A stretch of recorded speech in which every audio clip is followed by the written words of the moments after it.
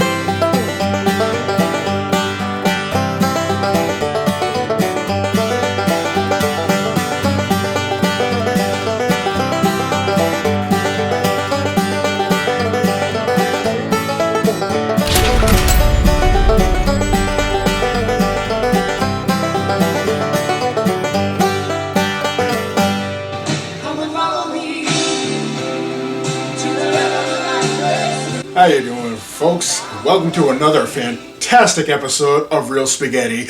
I'm Johnny Gemstone. And I'm Eddie Spaghetti.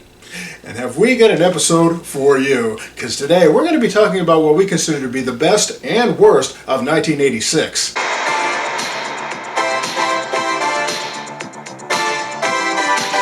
And I'm going to be honest with you, there were a lot of movies that came out in 1986. Like a lot of really good movies came out in 1986.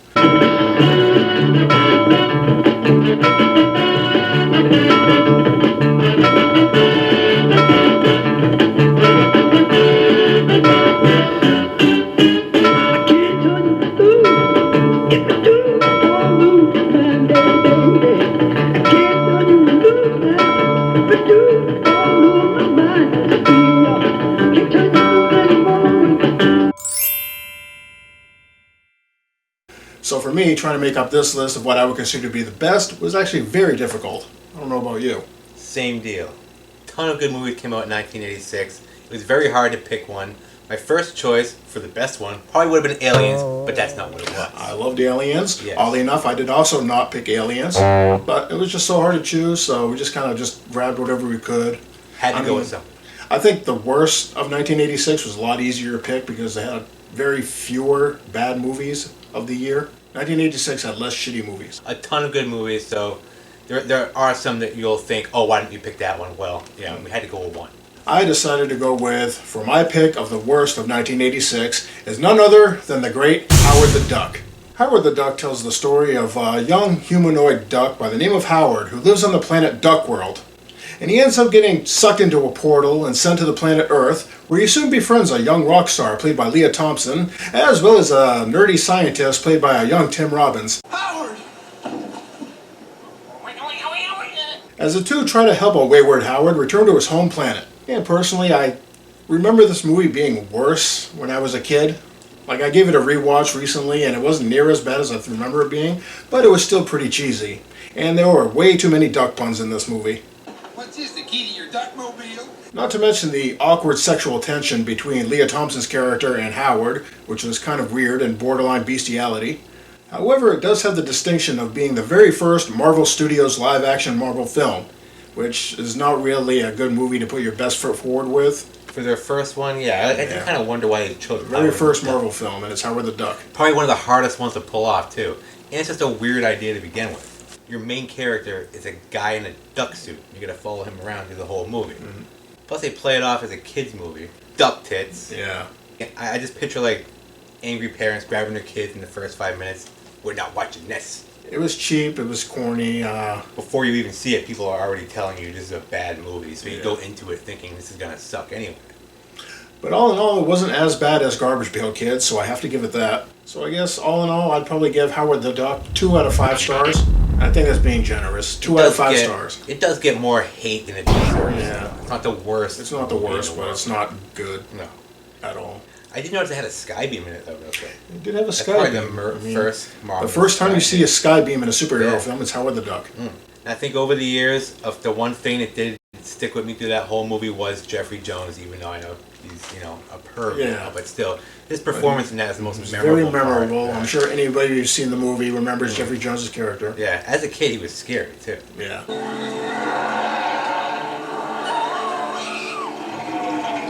Yeah, all in all, for Howard the Duck, having not seen it in such a long time too, like 20, 30 years, I might have saw it 2 or 3 times. I agreed it was kind of, dumb, unnecessary, and the fact that they probably spent a ton of money making that. Just the duck suit alone probably Yeah. cost half the budget right there. And there was no way they was going to make its money back. It's just weird too. Money still looks like American money. Yeah, it just it's has a duck on it. They evolved the same way we did. Had the It's same just a lot of history. duck puns. Just weird, and the duck puns, yeah, and the sexual innuendo with the Leah Thompson. I did like Leah Thompson in it though. It just sort of reminded me like if Gem in the Holograms was a Yeah, main yeah, character. yeah. sort She's of got thing. that 80s punk Yeah, rock. yeah. She going pulled on. off that whole '80s look, so like her hairdo. But I feel like they put a lot of hard work into it. It wasn't like cheaply made. Yeah, they tried to make a good Yeah. movie, but I feel like it falls in the same area as Masters of the Universe did. Yeah, Like definitely. How it kind of has that same feel too. But in the end, trying to make a live action Donald the Duck probably wasn't the best idea. I was a little counter to it and gave it 3 stars because it still wasn't as bad as I remember it seeming. yeah, that seems very generous. And your bad 86 film? My bad worst movie of 1986, and again, there are a lot of bad movies in 1986, but as a Charles Bronson fan, there's one I just had to put in there and had to mention, and that's Golden Globus's Murphy's Law. Yes. Now, the movie itself is not a bad movie. It's a pretty generic 80s Charles Bronson action movie, which is fine. Even the plot, which is, again, not bad. It's entertaining enough. I'd rather see Death Wish 4 again than this one because one character can ruin an entire movie. And it's just not so much the character, but a badly written character who you could have avoided completely. So here it is. Here's a quick plot to Murphy's Law. Charles Bronson is a cop and is this woman who he put in jail years ago who gets out of jail and goes on this rampage of revenge trying to kill him. So she frames him for the murder of his ex-wife and her boyfriend.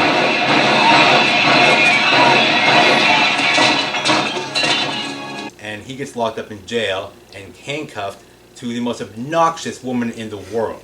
If it isn't Sergeant Dick Brain. Mostly because, first of all, she doesn't need to be here. And they give her these one-liners every 2 minutes of the movie. She has to insult Charles Bronson's character and give him some dumb nickname. Kiss my pantyhose, sperm bank. But your girlfriend does that and you love it, don't you? God, you snot-licking donkey fart! I don't know, just anything that comes...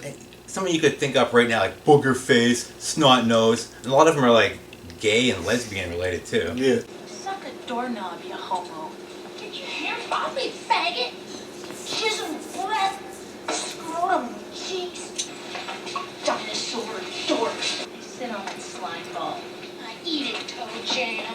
Monkey vomit! There's even one point in the movie where she's trying to seduce a guard. I don't know if you remember this part. Like I'm supposed to believe this character could seduce somebody. Bet you none of them are as good looking as you are. I mean, in a pinch, I guess. I've seen worse. This is one desperate security guard. I mean, you're not going to crank it to Kathleen Willowheat, but still. But yeah, she was very annoying. And at one point she's actually hitting on Charles Bronson, who I'm assuming is much older than she is. Well, she pretty much hits on him through the whole movie, really. Yeah. Personally, I like them older. And I think that Charles Bronson can actually do better than her. Oh, yeah, he definitely could. He's Charles Bronson. Basically, the whole movie is he's going around trying to prove his innocence that he didn't actually kill his wife while this crazy lady is trying to kill him. And along the way, she's killing everybody that is related to this, her going to prison. Like the judge, she killed him in like the, I don't know, was it the sauna or something like that? So basically, she's doing her whole law-abiding citizen thing. Yeah. Only she was actually the criminal. She was actually guilty. Yeah, she was actually crazy. Yeah, she even killed her own social worker who had nothing to do with any of it. It all comes down to a big showdown in the apartment where it all happened, I guess. And of course the annoying lady's there for no reason, you don't need her. What took you so long, butt crust? And they even make you think she gets killed at one point, only she's in the ambulance at the end and she's still alive. Would you dinosaur dorks move it before I bleed to death? No! But it's just a generic Charles Bronson movie. Of course, in the end, he kills her. You gonna hell! Ladies first. Or like the cops are trying to kill him too. There's crooked cops trying to kill Charles Bronson just because they don't like him. How could you not like Charles Bronson? And he's basically playing his own Yeah, he's playing generic Charles Bronson Bronson. as a cop character. So I don't hate the movie. I just hate the fact that they ruined a pretty generic but good Charles Bronson movie with one shitty character. Dinosaur dorks. But in the end, that is all I have to say about that crappy movie. Not the worst Charles Bronson movie. Probably, in my opinion, one of the worst movies of 1986, thanks to one badly written character. Not a total shit fest, so my stars for this one are 2. 2 simple stars. 2 stars. It's not the worst rating for a movie, but Charles Bronson Already? gets all those stars. So. for me personally, I didn't particularly hate this film. I just thought it was your basic paint-by-numbers generic 80s action film with Charles Bronson. It was just Charles Bronson being Bronson. It was just fine. I mean, who doesn't love that? But yeah, I do agree that pretty much the worst part of this movie was definitely the lady who was tagging along with him. She was very obnoxious and had a shitty attitude, and she just really did not do anything for the film. Those one-liners. Yeah, really, really Serious shitty and good one-liners. stuff through the entire movie. Yeah. If it isn't Sergeant Dick Brain.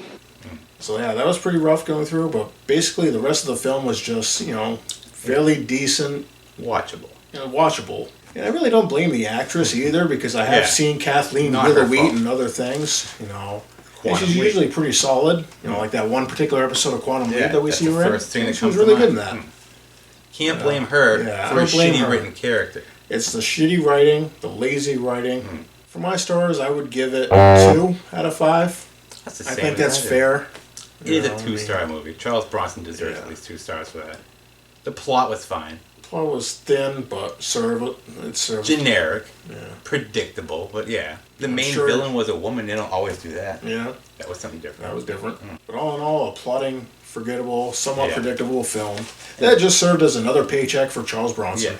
One of his worst, but yes. So now we can talk about the best of 1986. Ooh, Which, like we said, was really hard to pick. it really was. Man.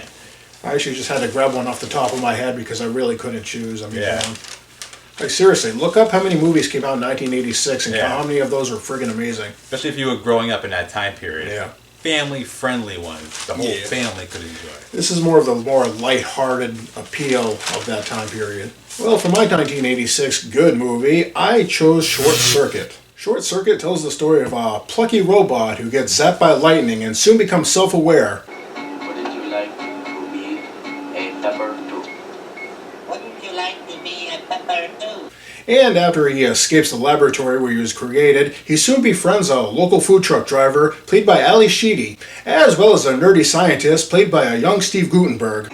What about function? And the two try to help this robot escape capture from a militant group that works for the lab.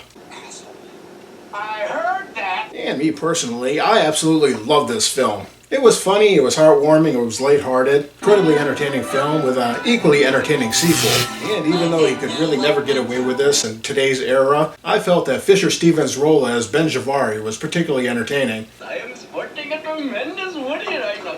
So he can't really do that anymore, Yeah. which is a real shame. I would love to see that character come back. What if he goes out and melts down a busload of nuns? How would you like to write the headline on that one? None soup? However, I consider A Short Circuit to be absolutely a must-see film, and I give it 3 out of 5 stars. It was fantastic. I agree. I can't disagree on this one. I almost wanted to choose it myself. That and part 2, which I think the sequel is equally as good. I as really the- enjoyed as the first sequel as one. well. I thought it was equally as fun. And the score, I love the score. To this Great movie. music. Plus, unlike Howard the Duck, the main character is a robot, not a human. and they actually pull it off, where you actually enjoy and like, not even love freaking Johnny Five, where you're upset when you think he's dead. I think they kill off Johnny Five and you're Yeah. heartbroken over a robot. I'm feeling emotional for this. I want to cry that a robot is dead. Number 5! And it's that joke that I always remember with the grass. Oh, In the yeah. glove compartment that I didn't understand as a kid. Yeah, it So took you a while to what, understand grass that in the joke, glove but- compartment. I hope you took the grass out of the glove compartment. Anything wrong, officer? Now I look at it now, it's like, why are these two old people that were smoking weed? Oh, they're old. Yeah. Plus, if you notice, it has G.W. Bailey is in this, pretty much playing the same He character was. he was in Police Academy. Now it is time to freeze this place, seal the door, slam the gate shut. with Steve Guttenberg. Him and Gutenberg were like this in the 80s. Yeah. But yeah, all in all, you really couldn't help but root for Johnny Five Yeah. through the whole thing. You're actually convinced he was is alive. Very, too. very charming Yeah. for a robot.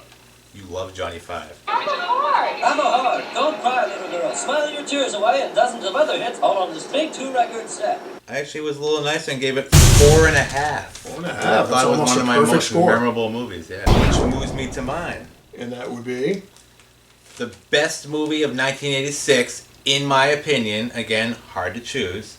But I saw this movie so many times, the VHS tape we watched it on, wore out and snapped one day. And that was Flight of the Navigator, the Disney movie, Flight of the Navigator. I mean, I can understand that tape breaking. That was a fantastic kids film. Watched it again and again and again. That's when the whole family could watch and actually sit down and everybody actually liked it. So we I remember we actually watched that in school back in the day. Yeah, so so anybody can watch it. And I'll run you through the quick plot in case you haven't seen it. And in case you should. It's all about this kid, David Freeman is his name. He's abducted by a UFO that returns him to his home 8 years later by accident. He was supposed to return him the second he left as an experiment so they could, see what human beings were like on his home planet. The spaceship is actually just a drone ship that flies around the universe, collecting species samples, testing them, and then returning them back to their home planet. So it was like they never left. It's in here. But like he said, because of some accident that happened, he returned him 8 years after, and not in his own time. It's too dangerous to return a human to his own time. I crashed into electrical towers and my star charts were erased. I need the ones in your head to complete my mission. Come on! You took me away from my family! And when you returned me, it was 8 years later! He gets to his house, and he's still the same age, but his whole family is now 8 years older. Where's my mom and dad? Janet called the police. So of course, scientists are baffled by this. They throw him in a laboratory. Howard Hessman is the laboratory guy. Truth about where David's been for the last 8 years. Why he can't remember. What all this unusual brain activity means. And most of all, why he hasn't aged. And that's where he gets to meet Sarah Jessica Parker, who's also in this movie in a very early role. You know something? You're a weird kid. Me? I'm not the one with the purple hair. Way before she even did, what is she even famous for? Square pegs. Square pegs and Sex in the City? I don't know. Plus it involves time travel, which is really what got me into it in the first place. Back to the Future had come out like a year before that. So anything that involved time travel, I was so into seeing it.